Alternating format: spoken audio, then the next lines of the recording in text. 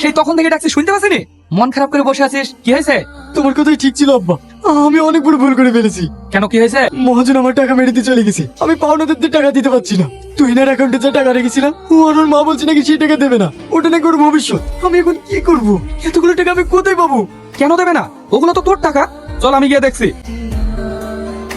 ও টাকা না দিয়েছেন ভালোই করেছেন, ওর তো একটা ভবিষ্যৎ আছে। আরে রিয়াজকে আমি আগেই বলেছিলাম মালগুলো আমাকে দিতে, তখন আমার কথা শোনেনি। আর তাছাড়া ছেলে হিসেবে তো অতটা ভালো না, বিয়ে দিয়ে ফেলেছেন, এখন আর কি করার আছে? তুমি ঠিকই বলেছো, আমি সব বলে দিয়েছি, ওই এক টাকাও দিতে পারবে না। ওই গো, হ্যাঁ আসি, তোমরা কথা বলো তাহলে।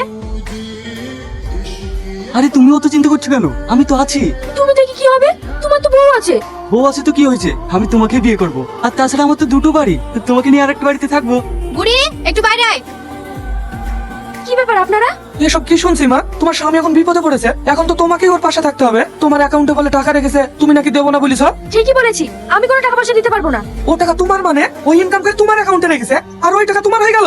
হ্যাঁ আমার টাকা, আমি দিতে পারবো না ব্যাস। দিতে পারবা না মানে? ওগুলো তো ওর টাকা। দেখো মা, স্বামী স্ত্রী দুজনে মিলে সংসার, এরকম করলে তো অশান্তি হবে। আমি আপনার ছেলের সঙ্গে সংসার করতে চাই না। সংসার করতে চাও না মানে? হ্যাঁ, আমি আর তোমার ভাত খাবো না। তোমার কি মাথা খারাপ হয়ে গেছে? তোমার দুটো বাচ্চা আছে, আর কি এসব আবল তাবল বকছো? ও তোমার বাচ্চা, তুমি নিয়ে চলে যাও, আমি তোমার ভাত খাবো না। বিয়ান, আপনার মেয়ে এসব কি বলছে? ও ঠিকই বলছে। আপনার হাত ধরছে বিয়ান, আপনি আপনার মেয়েকে একটু বোঝান, না হলে ওদের সোনার সংসারটা শেষ হয়ে যাবে। ছাড়ে না, আমার মেয়ে আর ওর ভাত খাবে না। আমি তোমার হাত ধরছি, আমি তোমার পা ধরছি, তুমি বাচ্চা দুটোর মুখের দিকে একবার তাকাও। আমি কারোর দিকে তাকাতে পারবো না, তোমার সঙ্গে সংসার করলে আমার জীবনটা শেষ হয়ে যাবে। তুমি যাও এখান থেকে।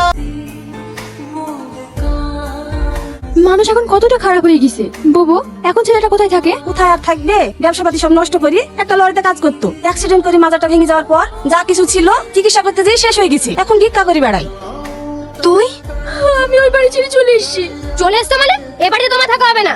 আর আপনাকে বলছি, আপনার মেয়েকে যদি এই বাড়িতে রাখার চেষ্টা করেন, মামের দুজনে এই বাড়িতে কোনো জায়গা হবে না। ওর জন্য অনেক অপমান হতে হয়েছে। আর না, তুই এখান থেকে যা, না হলে এই নিয়ে অনেক অশান্তি হবে।